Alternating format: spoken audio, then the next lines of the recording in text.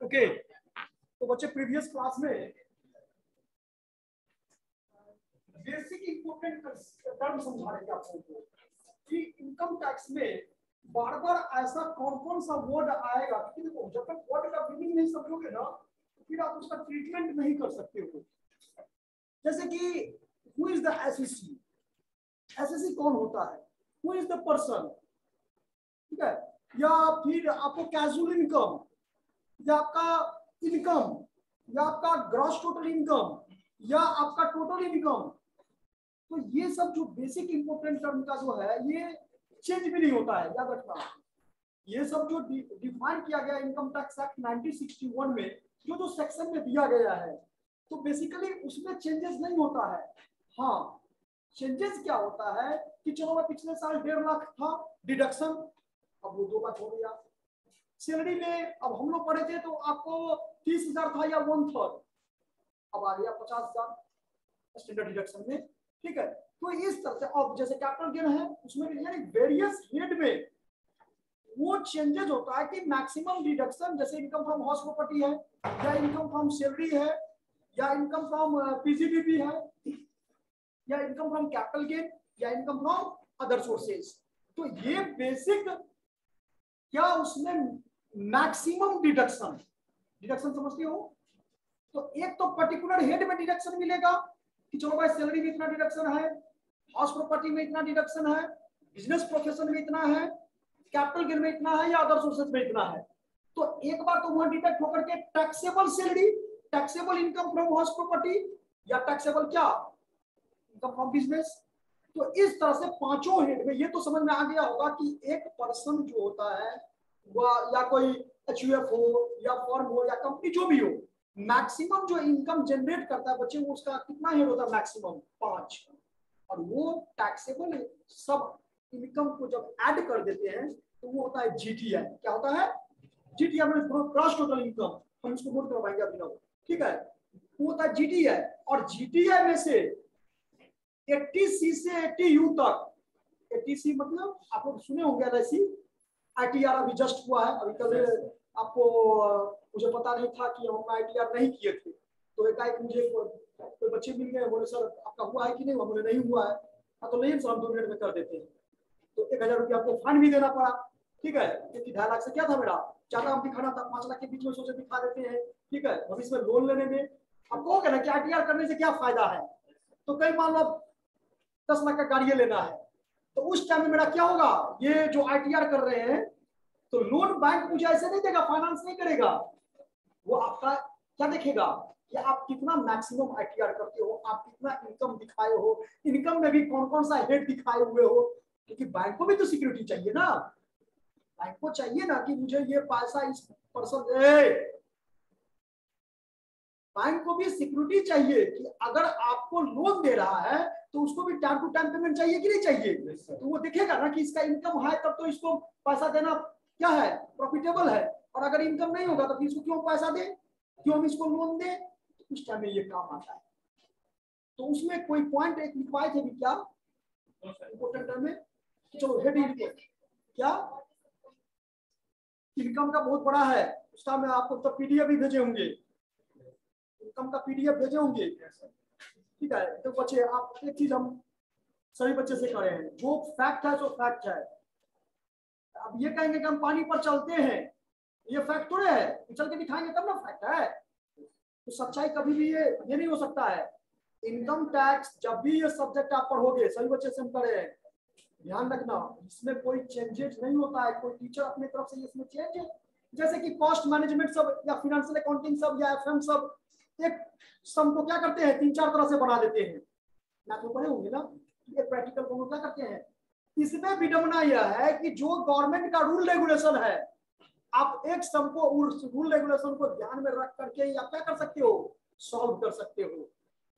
तो जो भी नोट्स आप लोगों को लिखवाएंगे, जो भी लिंक भेजेंगे, लिंक भेजने का मकसद मेरा ये है कि हम करंट चाहते हैं, ठीक है। आप तो अभी सही वजह सामने में हो ना, तो यहाँ देख लो, यहाँ पर क्या असेसमेंट दिया, देखो 20-21 असेसमेंट 20-21 है, यानी 21-22 अभी खत्म हुआ है असेसमेंट ईयर, ठीक है।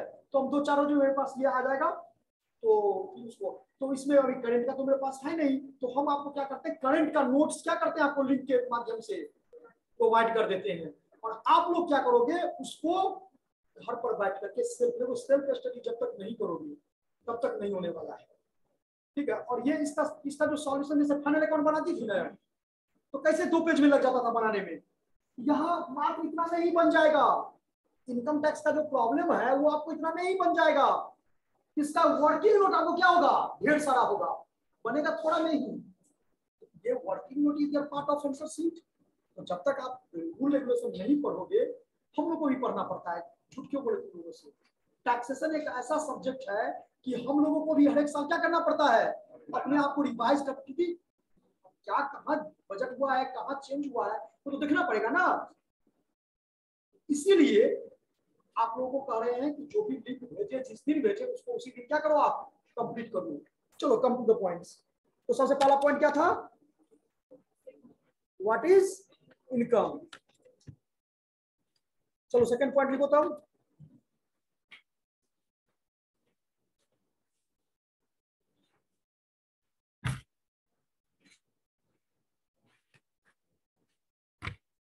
हेडिंग लिख लिए थे ना, बेसिक इंपोर्टेंट टर्म करके जो बोले थे कल लिखवाए थे ना, ठीक।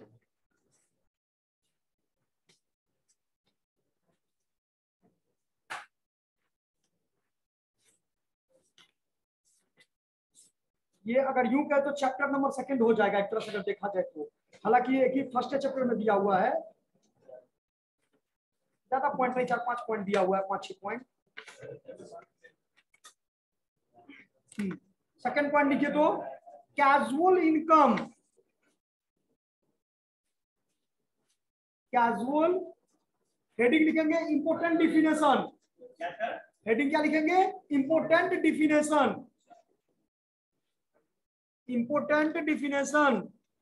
जैसे कि प्रीवियस क्लास में भी आप लोगों को बोले थे कि जैसे बच्चे हम लोग अकाउंटिंग पढ़ने के लिए, जैसे बच्चे मैट्रिक पास 10th पास करके आते हैं ना 11th में, तो हम लोग उस बच्चे को पढ़ाते हैं बेसिक अकाउंटिंग टर्म, कि अकाउंटिंग में जैसे एसेट्स क्या है, लायबिलिटी क्या है, कैपिटल क्या है, ड्राइंग क्या है, गुड्स क्या है, परचेज क्या है, सेल्स क्या है। ठीक उसी तरह से जब इनकम टैक्स स्टार्ट करते हैं पढ़ने के लिए, तो उसमें बेसिक टर्म होता है, जिसमें पहला एक टर्म हम आपको इनकम के बारे में बताए हैं, दूसरा अभी हम बताने जा रहे हैं आपको ये कैजुअल इनकम। अच्छा इसका मीनिंग तो जानते होंगे आप लोग, जो इनकम सडनली, ठीक है ना, क्योंकि जब वो केबीसी में सुशील कुमार खेल रहे थे उनको पता नहीं था कि हम 5 करोड़ ही जीतेंगे, समझ रहा है, यानी एकाएक, है ना, जो भी मनी आपका, जो भी रेवेन्यू आपका क्या हो, जनरेट हो, ठीक है। तो एनी रिसीप्ट, अच्छा इसका सेक्शन, अच्छा छोड़ो बाद में लिखना, ये लिखो यहां से लिखो, any receipt which of a casual, which of a casual and non-recurring nature,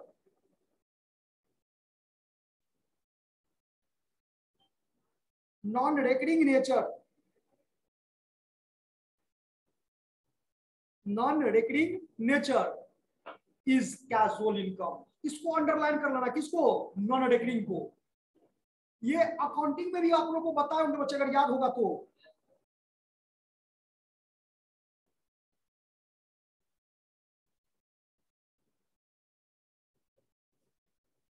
पढ़ो देखो तो समझ में आया।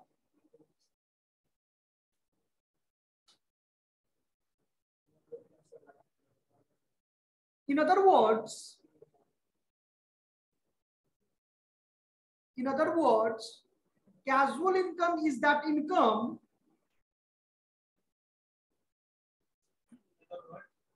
casual income is that income, the receipt of which is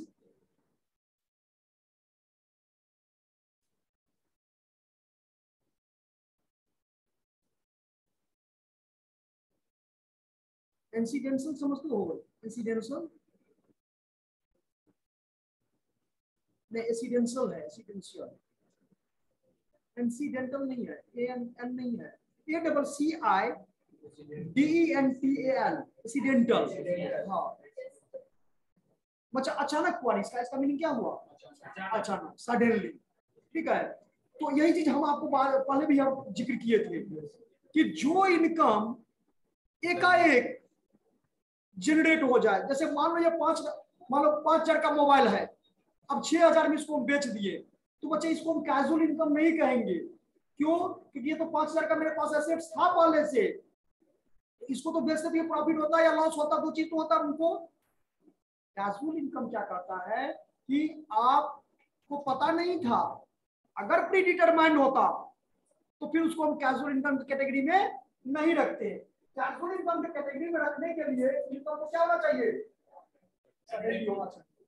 जैसे दो चार एग्जांपल अगर बता दें, जैसे income from horse race, playing card, lottery, जुआ, बेटिंग सब होता है ना जी, तो ये सब किस कैटेगरी में आएगा? हमेशा याद, एक चीज तो हमेशा माइंड में रखना से, भले ही हम लोग छुपा लेते हैं, कर नहीं देते हैं गवर्नमेंट को, सरकार को बहुत सारे ऐसे टैक्स पेयर है जो रहते हुए भी वो टैक्स के दायरे में है, लेकिन वो बताते ही नहीं है कि मेरा इनकम 1,500,000 रुपया से ऊपर है, छुपा लेते हैं। ऐसे बहुत सारे पर्सन है। ठीक है, तो कहने का मतलब यहाँ पर ये है कि अगर पूरे का पूरे टैक्स, जितनी भारत की आबादी है, अगर पूरे का पूरे, हम तो कहते हैं 50% दे देना, ठीक है, 50% नहीं, आप सर्च करना, सर्च करने की बात है, 50% टैक्स पे नहीं होता गवर्नमेंट को। अच्छा, उस पैसे से ही तो गवर्नमेंट डेवलपमेंट का काम करते हैं, तो पैसा जब आएगा तभी ना, कुछ पार्ट होता है तो डिफेंस में जाता है, कुछ पार्ट होता है तो गवर्नमेंट एम्प्लॉय जो मिलता है, ठीक है, कुछ पार्ट होता है तो सोशल वेलफेयर में जाता है। यानी पैसा चाहे डायरेक्ट टैक्स हो या चाहे इनडायरेक्ट टैक्स हो, गवर्नमेंट फंड क्रिएट करता है, और फंड क्रिएट करने का सबसे बड़ा जो सोर्सेज है गवर्नमेंट का, तो कौन सा सोर्सेज है? टैक्स है। और यही रीजन है कि आप अगर मान लो कि गांव में खेत ऐसे है, खेत जमीन समझते हो, ठीक है, अब मान लो 5 बीघा जमीन है, उसमें घास, घास समझते हो ना, उसको आप क्या किए, 10,000 में बेच दिए, उस पर भी टैक्स है। जैसे आप डायरेक्ट देखोगे, जब आप सेक्शन पढ़ोगे, तो यानी ईच एंड एवरी आइटम, कुछ कुछ आइटम पर एग्रीकल्चर इनकम को ये किया गया है, लेकिन उसमें भी आप नॉर्मल अमाउंट दिया गया है, ठीक है, 5,000 दिया हुआ है कि 5,000 से अगर कम है किसी किसान की आमदनी, अब सोचो साल भर में 5,000 से कम होगा, कोई भी किसान जो होगा उसका, तो वो भी हम एग्रीकल्चर इनकम भी पढ़ेंगे उसमें, ठीक है। तो कुछ कुछ पॉइंट ऐसे छोड़ के बाकी सभी का क्या है? आइटम पर टैक्स यानी इनकम पर टैक्स, ठीक है। तो इसमें कुछ कुछ एग्जांपल लिख लेते हैं। And without any accidental and without any stipulation,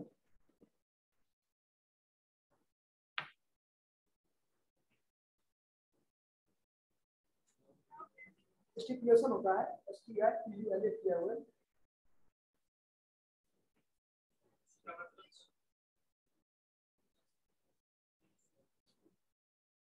एक लाइन और इसमें दिया हुआ है कि it is in nature, it is इन उसी में, और इसके बाद एग्जांपल लिखवा देंगे 4-5 को। It is in nature of an unexpected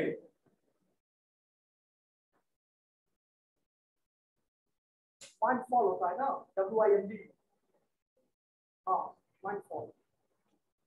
unexpected मतलब क्या हुआ? जिसके बारे में मुझे पहले से कोई एक्सपेक्ट नहीं किया। समझ में आया कि कैजुअल इनकम का मतलब ये होता है कि वो इनकम जो नॉन रेकरिंग नेचर का हो, मतलब जो बार बार नहीं आए, बार बार आएगा तो फिर वो रेकरिंग नेचर का हो जाएगा, तब वो रेवेन्यू रिसीप्ट हो जाएगा। यहाँ रेवेन्यू रिसीप्ट की बात नहीं कर रहा है, यहाँ कर रहा है कैपिटल रिसीप्ट की बात। सर रेकरिंग में भी अगर मतलब इनकम से कम ज्यादा कम तो सर क्या इनकम तो उसको पूरा असेसमेंट ईयर में देखेगा ना, असेसमेंट सॉरी प्रीवियस ईयर में असेसमेंट ईयर में तो टैक्स कटता है, लेकिन किस तरह से मान लो हम टैक्स रिटर्न फाइल किए हो, किसका किए हैं? 2000 कौन था जी? 2021 से 22 था ना, अरे अभी जो खत्म हुआ है यस सर यस 2000 कितना था, 20 से 22 अब चल रहा है कौन सा 22 से 23 चल रहा है। तो हम इसको क्या कहेंगे, असेसमेंट ईयर, और इसको क्या कहेंगे, प्रीवियस ईयर का जो भी एक एसएससी का इनकम होता है उस इनकम पर टैक्स उसको क्या करना पड़ता है, अब देना पड़ता है। सिंपल इतना क्वेश्चन नहीं जवाब दे पाएंगे। अरे प्रीवियस ईयर का इनकम का टैक्स किसमें है, किस साल उसको टैक्स देना है, एसएससी ईयर में, ठीक है। तो यानी इसका जो इनकम हुआ इस इनकम पर टैक्स उसको कब देना है, ठीक है। फिर इसका अब देखो अब कौन सा चल रहा है, 2 तारीख में आ जाएगी, तो कितना हुआ 2022 से कितना हो गया ये 2023 सॉरी 2023, यानी इस साल जो इनकम देगा 21-22 और इनकम इस साल दिया, फिर आपका क्या है 23-24 है, तो इस ये हो जाएगा इस असेसमेंट ईयर के लिए ये ईयर कौन सा हो जाएगा, यही आपको कॉन्सेप्ट रखना है, माइंडसेट करना है कि जो इनकम जनरेट किया प्रीवियस ईयर में उस इनकम पर टैक्स उसको क्या करना पड़ेगा, माइंडसेट हो गया, समझ आ गया बात, ठीक है। तो अगर मान लो अभी जैसे 1 अप्रैल 2021 टू 31 मार्च है ना, कितना हो गया 1 अप्रैल, याद देना थोड़ा 2021 टू 22, यानी इस साल का टैक्स हम कर देंगे अभी जो चल रहा है, यानी 22-23 सर हाँ रूल और रेगुलेशन रहेगा असेसमेंट ईयर का, तो प्रीवियस ईयर का इनकम का पैसा पेमेंट करेंगे, जैसे ईयर में बजट पास होता है रूल रेगुलेशन बनता है उसके हिसाब से बनेगा ना। जैसे प्रीवियस ईयर में मतलब उसमें जैसे 5 लाख पहले का 2.5 लाख कर, जैसे देखो अभी बजट पास हुआ, यस सर, आप गौर करना बजट कभी भी जो पास होता है वो असेसमेंट ईयर से पहले होता है, ये समझना गौर करना। तो पहले इसलिए होता है कि वो रूल उस जिस साल पास हुआ है उस साल वो प्रीवियस ईयर हो गया, तो अगले साल उसका क्या हो गया असेसमेंट ईयर, तो वो रूल एप्लीकेबल कब होगा, ऐसे चलता है टैक्स, समझना है बात, ठीक है। तो इसका जो भी अभी आप बोल रहे हैं 5 लाख रुपया या आप बोल रहे हैं 2,50,000 रुपया, जो भी स्लैब हम लिखवाए हैं ना आपको ना, ठीक है, तीनों कैटेगरी में लिखवाए हैं, तो ये स्लैब जो भी बनता है उसके हिसाब से क्या होता है टैक्स चार्ज किया जाता है। तो सब पॉइंट लिखो, तो फॉर एग्जांपल ऐसे बहुत सारा इसमें पॉइंट है, हम सेंड कर देंगे इसको, ठीक है। फॉर एग्जांपल लेकिन ये भी पॉइंट इसमें लिखना जरूरी है, लिखो तो पैराग्राफ चेंज करके कंप्लीट नहीं होगा क्या वही वन फॉल हो क्या, वन फॉल इसका मतलब क्या हुआ, अनएक्सपेक्टेड वन फॉल, मैंने जिसके बारे में मुझे पहले से क्या कुछ नहीं था। देखो विनिंग फ्रॉम लॉटरी एग्जांपल ही है,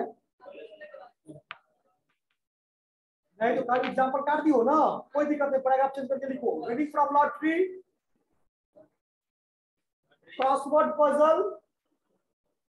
अच्छा एक चीज और की हो, अभी हम देख रहे थे टीवी पर कल मैच दे रहा था, कौन सा मैच चल रहा है, आप गौर करना, सुनो मेरा इंटेंशन वो नहीं था पूछने का, ये था यहाँ पर कि वहां पर लिखा हुआ रहता है कि आप ड्रीम 11 बनाइए खेलिए, लेकिन इतना मतलब स्पीड में वो बोलेगा जो इम्पोर्टेंट टर्म है, ठीक है, ठीक ना, कि ये वित्तीय जोखिम से समझते हो, इतना स्पीड की वो 98.3 अपन भी फेल कर जाएगा, ठीक है। तो जो इम्पोर्टेंट आपको इंडिकेट कर रहा है, आप खेलिए, आप जीतिए हारिए, ये आपके ऊपर भी डिपेंड है, आपको कोई ये प्रेशर में कंपलसरी नहीं है, जैसे कंपनी का रजिस्ट्रेशन करना कंपलसरी है ना, पार्टनरशिप पर क्या है कंपलसरी है, बोलो नहीं ना है, लेकिन अगर करवा ले हम तो कोई दिक्कत नहीं है, बढ़िया बात है।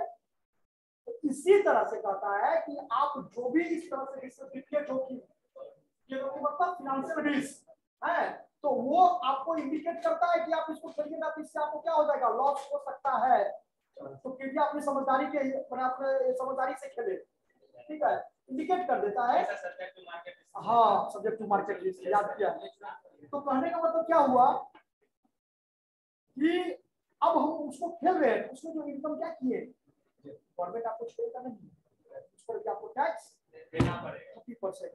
1 लाख। याद है उसमें जो जीते थे 5 करोड़, बहुत दिनों से 30% चल रहा है, 30 नहीं 1/3 का हो, 33 है, तो उसमें आप लोग कैपिटल गेन जब पढ़ेंगे ना उसमें भी आपको जानकारी होगा इसके बारे में। लिखो winning from lottery, crossword puzzle, बोलेगी सर? हाँ, crossword puzzles, card game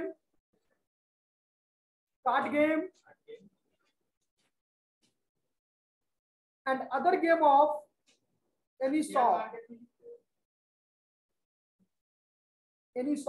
SORT, or from gambling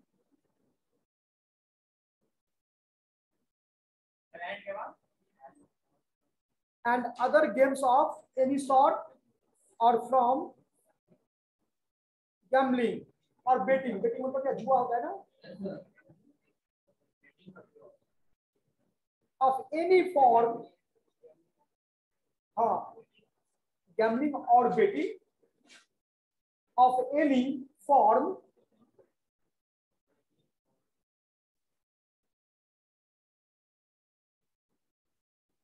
or nature whatsoever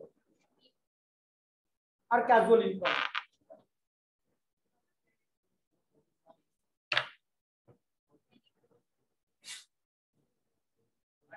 और उसको हम क्या करते हैं, आप लोगों को सेंड भी कर देते हैं, ठीक है। हाँ फॉर्म और नेचर व्हाटसोएवर आर, व्हाटसोएवर दोनों सब साथी है, आर कैजुअल इनकम्स। तो अगर आपको डेफिनेशन पूछे कि कैजुअल इनकम क्या है तो आप इसमें क्या कर सकते हो, एग्जांपल लेकर के हाँ और ज्यादा खुश हो तो इसमें क्या कर सकते हो, कुछ इनकम ऐसा भी है कि इनकम रहते हुए भी वो कैजुअल इनकम की कैटेगरी में आता है। तो इनकम डज नॉट इंक्लूडेड क्या कैजुअल इनकम, दो तीन पॉइंट इसमें लिख लो, दो तीन पॉइंट ज्यादा नहीं लिख पाएंगे। The casual income does not include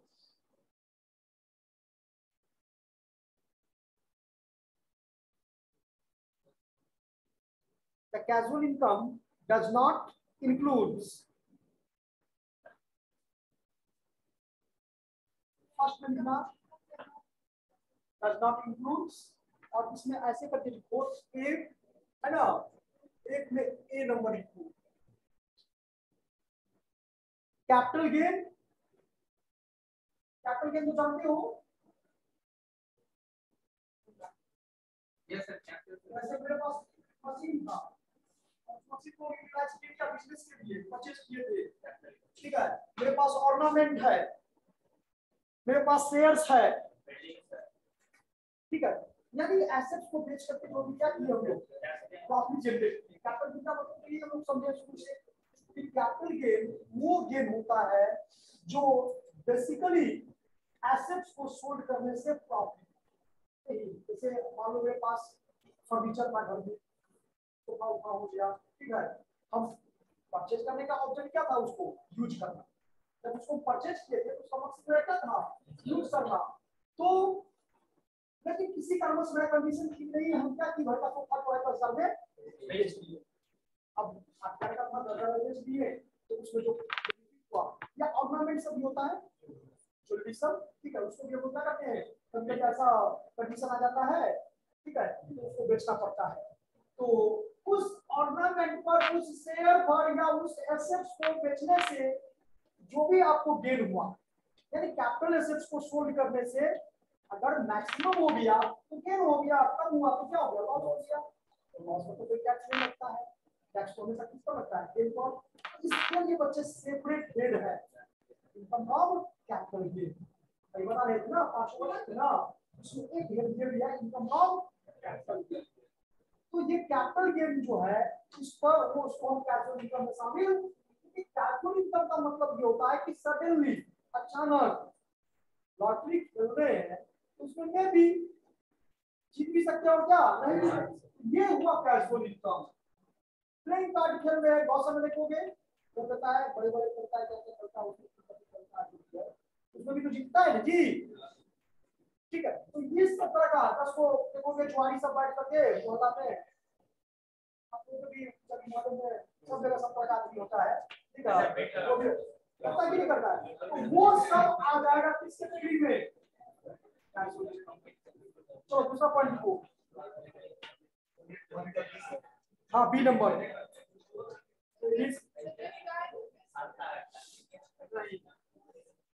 gift का भी आपको gift relative is not included at all. ए सुनो, पढ़ रहे तो क्वेश्चन पूछ रही है, तुम तो क्वेश्चन भी नहीं पूछते हो। इसका सेंड कर देंगे आपका, इसका पूरा ये जो है पूरा पढ़ना उतना पॉसिबल नहीं है। ठीक है, लेकिन सवाल है तो इधर जैसे बर्थडे पर भी होता है ना, यूनिवर्सिटी से पर जो भी है। ठीक है, ये भी इंक्लूड नहीं किया जाता है। ठीक है, voluntary payment receipt, voluntary payment receipt समझते हो जी। बाबूजी गवर्नमेंट सेक्टर में है, बिहार सरकार में, अब 7 साल तक काम नहीं किया, 55 साल में क्या किया, वॉलंटरी रिटायरमेंट ले लिया। यस, तो वो क्या हुआ, उनको तो अब 1974 में ज्वाइन किए थे, अब 74 वाले को तो पेंशन मिलेगा। ठीक है, जो 2004 के बाद जो है वो पेंशन भी खत्म हो गया। ठीक है, 2004 के बाद जो भी ज्वाइन किए महाशय को क्या होगा, पेंशन सिस्टम में खत्म हो गया। लेकिन 2004, अब इसमें भी आपको ये इनको फ्रॉम से भी पढ़ाएंगे, शायद उन लोग का पिछले बार भी हुआ था, बहुत सारे बच्चे को लगता सर हमारे सिलेबस में नहीं है, आप पढ़ा दिए, तो इस बार में पसंद खाली की पढ़ाएंगे। ठीक है, सब बच्चा भूला है कि सर ये सिलेबस में नहीं है, लेकिन जबकि यहाँ पर टोटल इनकम की बात आएगी और सैलरी को साइड कर दे, ठीक है, ये कहीं से उचित। तो ये मुझे ऐसा लगा कि जब हेड पढ़ाना है, हेड ऑफ इनकम लिखा हुआ है, अब ये कहाँ का इंसाफ है कि भाई 4 को हेड दे दिया, वो हेड दे दिया, क्या दुश्मनी था भाई? का यूनिवर्सिटी का ऐसा नहीं है, जब पढ़ना होगा तो 5 हेड पढ़ना होगा। तो हम इस मकसद से इस दे सकता है कि उसको अच्छा। दूसरी बात है कि सैलरी चैप्टर पढ़ाने में बहुत ज्यादा टाइम भी लगता है, बहुत ज्यादा उसमें समय वेस्ट होता है, क्योंकि बहुत बड़ा चैप्टर है। ठीक है, तो टाइम भी मेरा चला गया, बाद स्टूडेंट भी ये। ठीक है, तो भैया ऐसा काम क्यों करें, है कि नहीं है?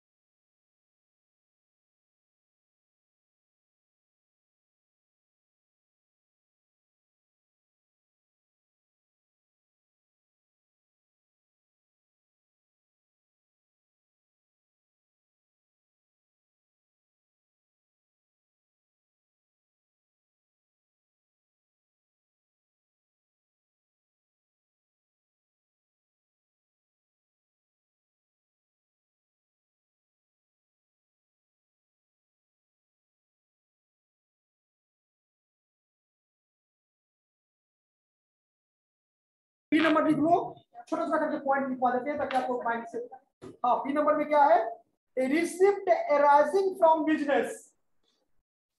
receipt arising from business.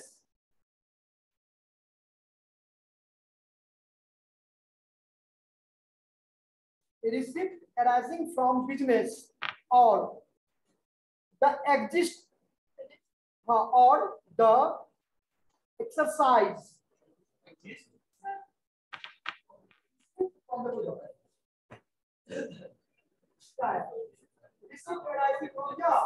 Business, यानी कोई भी बिजनेस से अगर आप रिसीव पर ध्यान सुनना, कोई भी बिजनेस से अगर रिसीव करते हैं तो वो बिजनेस का इनकम होता है और उसके लिए क्या है, सेपरेट हेड है, पता है ना, इनकम फ्रॉम बिजनेस है ना।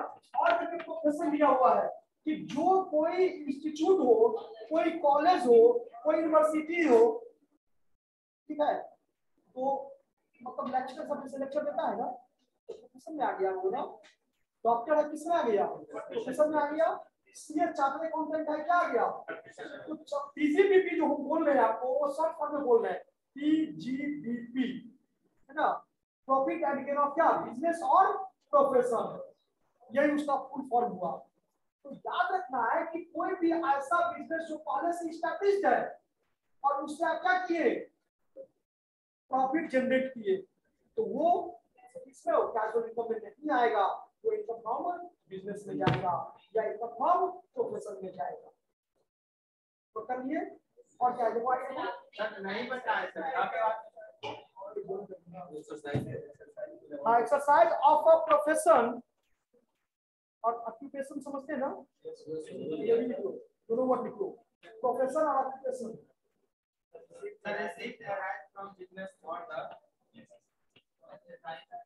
और the exercise of a profession or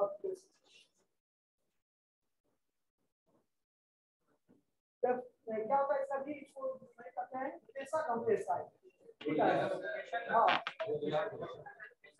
छोड़ रखो, प्रोफेशन समझ में आया ना, हाँ कोई लिखो ना, तो और मैं लिखा हुआ कोई दिक्कत नहीं, उसमें एक वर्ड होना चाहिए, ये बीएससी में वगैरह में जो पढ़े थे याद है, वो नहीं पढ़े, कॉमर्स किसी का नहीं था जी, तो नहीं था वो डिपार्टमेंट प्रोफेशन भूल गया। चलो आगे तीसरा लिखो, receipt by way of C number, receipt by way of addition to, receipt by way of addition to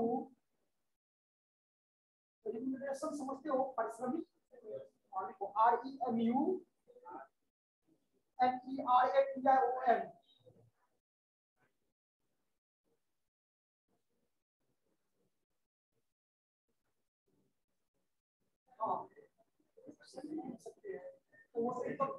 हम लोग एक सीधे शब्दों में समझा रहे हैं, जो इनकम किसी पर्टिकुलर हेड से रिलेटेड हो, ध्यान सुनना, जो इनकम किसी पर्टिकुलर हेड से रिलेटेड हो, तो बच्चे वो इनकम किस पर्टिकुलर हेड में जाएगा, वो कैजुअल इनकम में नहीं आएगा, ठीक है।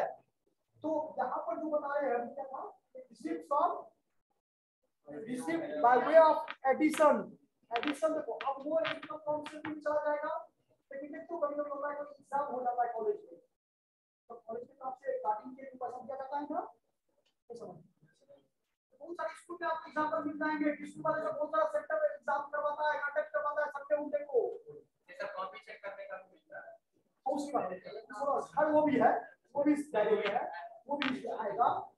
एडिशन का मतलब क्या, जो सैलरी के अतिरिक्त, वो सैलरी का आपका फिक्स इनकम मिलेगा ही मिलेगा, लेकिन अगर आप संडे को गार्डिंग करते हो, तो एग्जाम करता है, उसके अतिरिक्त पारिश्रमिक उनको मिलता है, ठीक है, तो वो पारिश्रमिक तो वो इनकम हुआ उसके लिए, तो इनकम होते हुए उसको हम कैजुअल इनकम में शामिल नहीं करते, कोई चीज नहीं, क्योंकि सैलरी और रिम्यूनरेशन दोनों आपको किसमें जाता है, इनकम फ्रॉम सैलरी, यहां तक कि इनकम टैक्स एलिजिबिलिटी सैलरी और रिम्यूनरेशन वो था क्या, मतलब सेम करता है, आप सैलरी से करते हो, पैसा कमाते हो, यहाँ आपका मजदूरी है, दोनों क्या था इनकम टैक्स में एक ही हेड में, अलग अलग नहीं, ठीक है।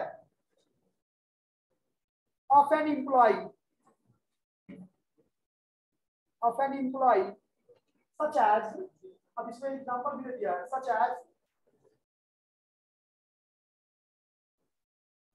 एज बोनस, ग्रेचुइटी, नाम सुने होंगे आप लोग, बोनस, ग्रेचुइटी, परक्यूजिट्स, अनुलाभ। परक्यूजिट का क्या कहते हैं ना, और मकान बनाने के लिए देता है एम्प्लॉय को,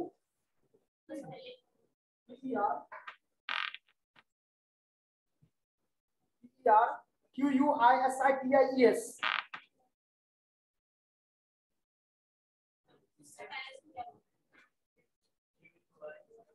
परक्यूजिट्स, ETC।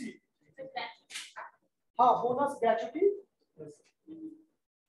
परक्यूजिट, ये हम आपको और क्लियर करेंगे किसमें, सैलरी चैप्टर में। ऐसे नॉर्मल यहाँ पर समझ लो, बोनस को समझना आ गया होगा, ठीक है। उसका क्या है, ग्रेचुइटी। और ग्रेचुइटी एक्ट 1972 है कि कोई एम्प्लॉय आता है कैटेगरी में, कोई एम्प्लॉय कैटेगरी में नहीं आता है, तो दोनों का ट्रीटमेंट क्या होता है, अलग अलग होता है वहां पर, ठीक है। और वहां पर इसका नहीं करता जो पेंशन भी प्राप्त कर रहा होगा, पेंशन प्राप्त नहीं कर रहा होगा, तो उसमें इसका टर्म ऑफ कंडीशन है। अपरक्यूजिट का मतलब जैसे मोटर कार दे दिया व्यवस्था, ठीक है, तो घर आने और जाने के लिए, इसका मतलब ये नहीं खाली मेंबर को भी, ठीक है, तो सुविधा देता है ना। बड़े बड़े अधिकारी सब जो होते हैं, IAS IPS सब होते हैं, ऑफिसर रैंक का जो होते हैं, उनको गवर्नमेंट के पास क्या होता है, ये फैसिलिटी प्रोवाइड किया जाता है। तो बोनस क्या कहता है, salary, bonus, dearness allowance, DA, इन सब के अतिरिक्त एक सुविधा और प्रदान किया जाता है, मकान, बंगलो दे दिया जाता है रहने के लिए। नहीं देखते हो चिड़ियाखाना के पास में है, देखोगे कितनी चक्कर कट्ठा का क्या प्लॉट है, ठीक है। उस प्लॉट में सिर्फ एक कोई जो IAS है क्या है, इसीलिए कहते हैं जिंदगी जीना तो ऐसे जियो ना, जिंदगी बनो, ठीक है। लेकिन मेहनत करोगे तभी बनोगे, ये भी सत्य है। आप मेहनत तो करोगे नहीं, कसम खा के आए हो, ठीक है, ये भी सत्य है। ये थोड़ा अपने आप को क्या करो, देखो जब तक दुनिया से अगर भीड़ में रहना है, भीड़ में रहना है तब तो जैसे दुनिया का ऐसे ही करो, लेकिन उस दुनिया से अलग अगर करना है, ठीक है, तो मेहनत तो करना ही पड़ेगा, बिना मेहनत का कुछ नहीं हो सकता है। चलो, तो इतना पॉइंट हो गया ना, ये कैजुअल इनकम में हो जाएगा।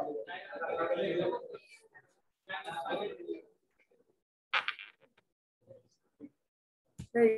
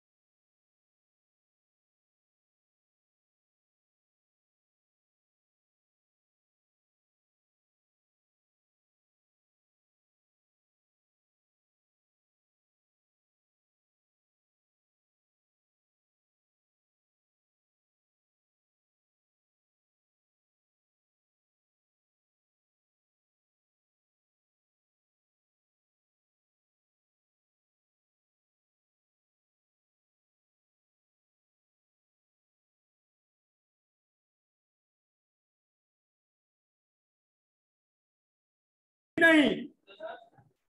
1 का ये तीनों पॉइंट था ABC। अब 2 नंबर लिखो।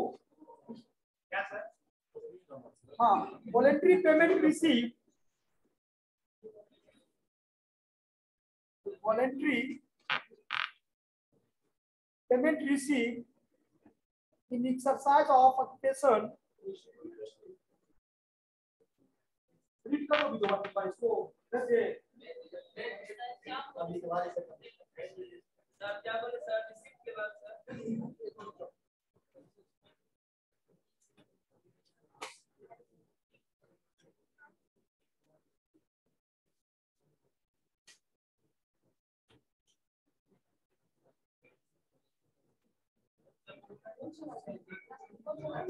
बात नहीं करो।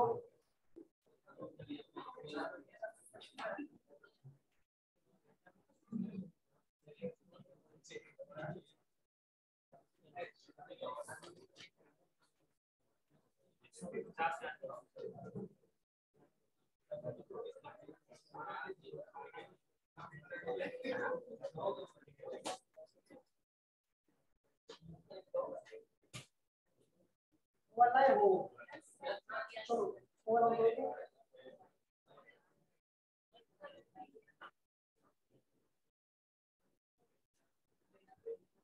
एक बार खाली रीड करो उसको।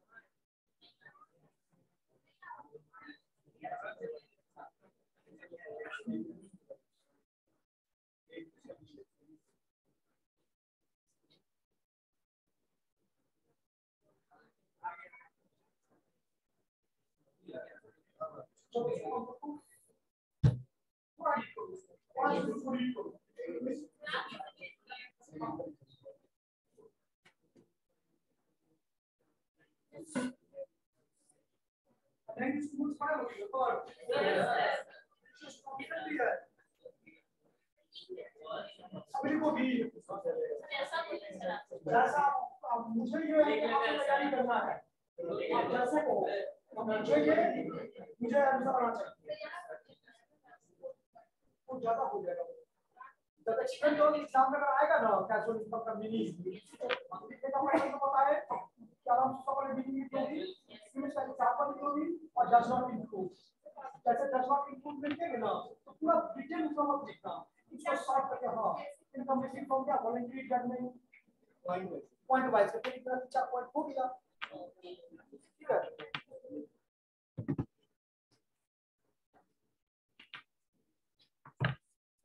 और एक पर्सन का भेज रहे हैं अभी, फोटो ठीक आ रहा है ना?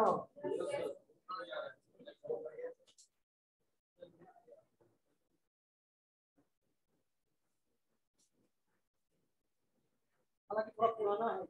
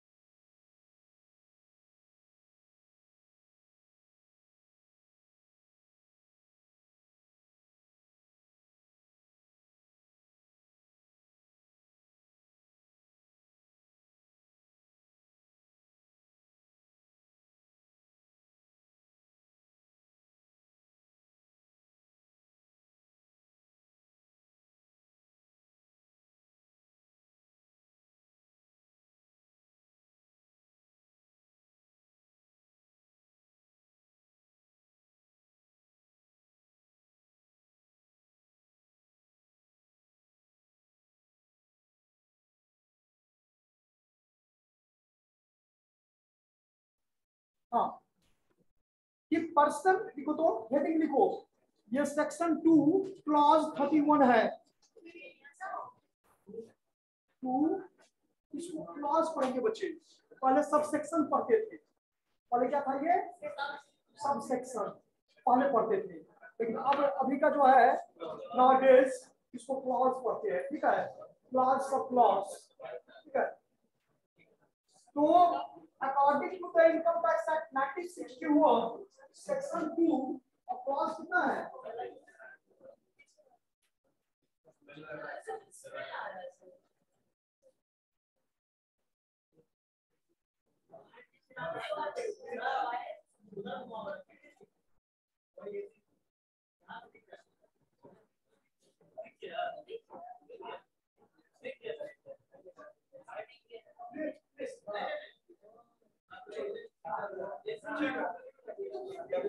लिखो लिखो, पर्सन इंक्लूड 2 पॉइंट करके करीब और 2 क्लास में लगभग पॉइंट नहीं है। हाँ, पर्सन इंक्लूड्स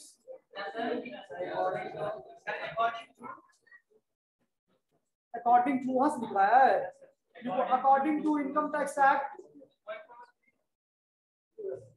अकॉर्डिंग टू, लिखो तो सबको एक साथ लिखो, according to income tax act 1961 section 2 clause 31, person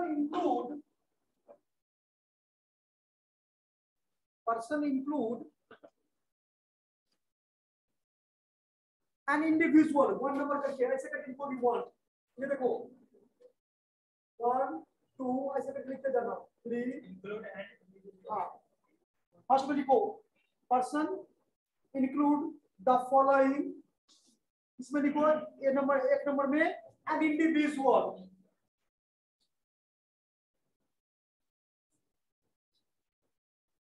an individual, second में लिखो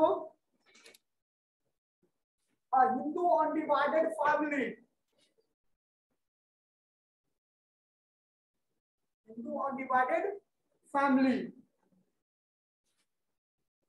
अनडिवाइडेड साथ साथ लिखना, हिंदू अनडिवाइडेड, जिसको एचयूएफ कहते हैं शॉर्ट फॉर्म में। अब लिखो अ कंपनी, फोर्थ में लिखो a person, a firm, firm जानते हो ना, हाँ हाँ,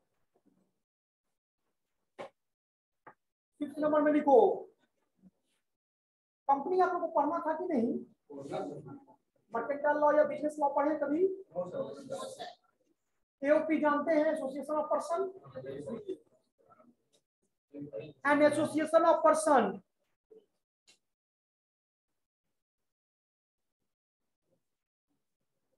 सिक्स नंबर में अ लोकल अथॉरिटी, 6 नंबर में लोकल अथॉरिटी,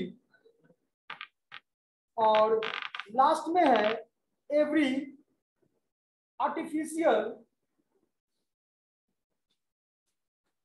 जुडिशियल होता है ना पर्सन, जो गवर्नमेंट के द्वारा कानून के द्वारा बनाया गया, हाँ जुडिशियल पर्सन,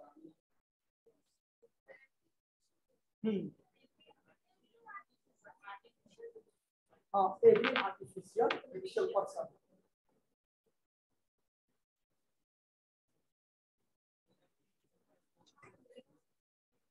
अब यहाँ पर क्या रहा है कि इंडिविजुअल का मतलब क्या हुआ, कोई भी राम श्याम मोहन सीता गीता जो भी हो इंडिविजुअल में आ जाएगा, कोई दिक्कत इसमें। दूसरा क्या कहता है, हिंदू अनडिवाइडेड फैमिली में ज्वाइंट फैमिली होता है, इसका क्या होता है, मेल में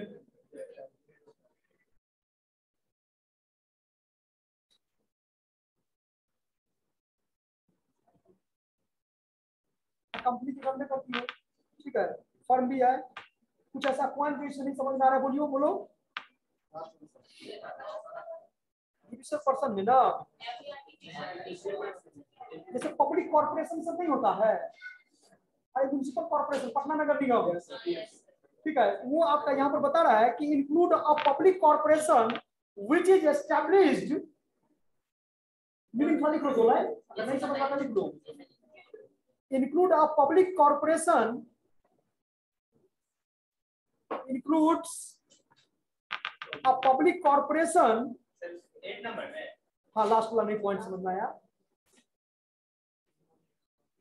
Includes a public corporation which is established. Includes a public corporation which is established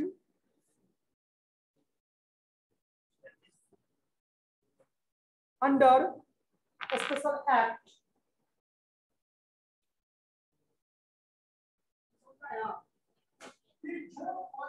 बनाया गया अधिनियम है, उस अधिनियम के अंतर्गत आपको यहाँ पर भी है पुलिस निगम भी है, मुख्यालय है ना.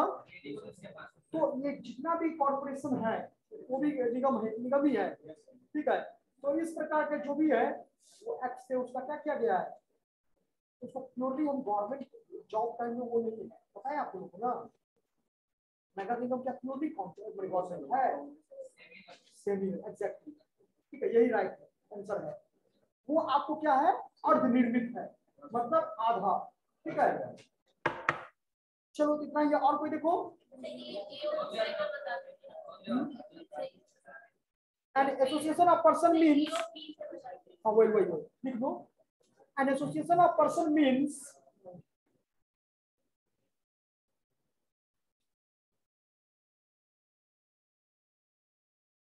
an association of person means two or more person. देखिए दो या दो से अधिक व्यक्ति मिल करके, और दोनों का पर्पस क्या होता है, सेमी होता है. तो दोनों मिलकर के काम करने लगा, वही हुआ एओपी. इसमें लिख लो. Means two or more persons joining for a common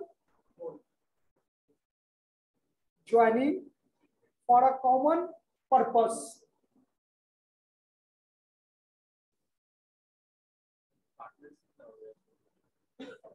For the party से अलग चीज है.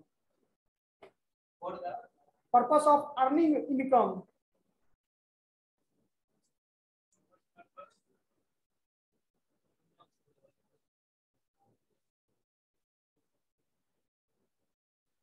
Common purpose for the purpose of earning income. Common purpose for the purpose of earning income. जैसे कभी-कभी आप देखो ऐसे दो कंपनी हो सकता है, तो और भी हो सकता है कि जो मार्केट हो जाता है. ठीक है.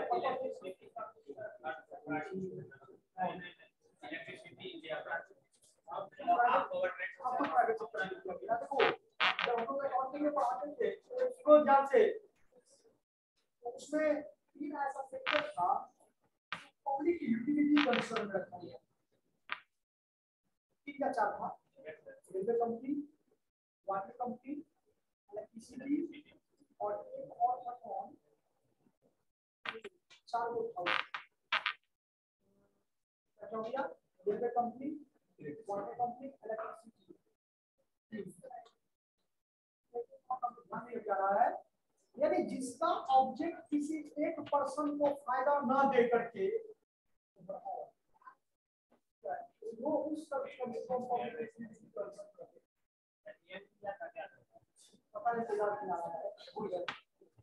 ठीक है. तो हालांकि बाद में उसको क्या कर दिया गया, जब 1992 में एलपीजी आया तो हाँ लाइसेंसिंग की वही सस्ता है, पता है ना. 92 का है. यस सर 92 जो नरसिम्हा पीएम थे, फाइनेंस मिनिस्टर के मनमोहन सिंह जी, भारत के कोष फंड में 14 करोड़ की पैसा बचा हुआ था. क्राइसिस हुआ था, इकोनॉमिक रिफॉर्म हुआ था. पढ़े होंगे आप लोग, बीए इकोनॉमिक्स में पढ़े होंगे. ओके बच्चे, तो इसको सेशन में इतना ही रखते हैं. फिर आगे सेक्शन में हम लोग डिस्कशन करेंगे।